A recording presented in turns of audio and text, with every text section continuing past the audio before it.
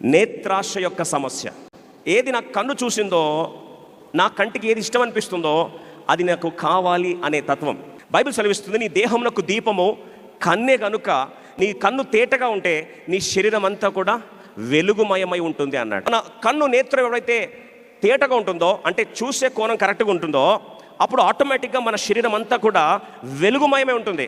అలాగే చూడండి, న్యాయాధిపతులు 16వ అధ్యాయం 1వ వచనం. తరువాత సంసోను గాజాకు వెళ్ళి వేశ్యనొకతను చూచి, తన సమస్య అంతా కూడా చూపులోనే. ముఖ్యంగా మనము ఈ ప్రస్తుతము ఈ యొక్క సోషల్ మీడియా ఎక్స్పోజర్లో ఉన్నాం, మనకు రీల్స్ ప్రపంచంలో ఉన్నాం.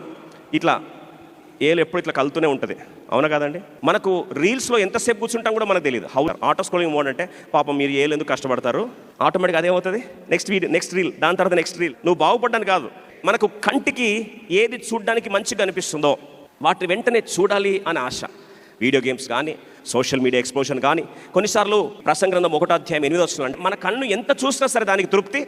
కొత్త సినిమా ఏదో వచ్చింది కదా, చూశారు అనుకుందాం, ఇప్పుడు మళ్ళీ రేపు కొత్త సినిమా ఇంకోటి రిలీజ్ అయితే నేను చూడను అంటారా?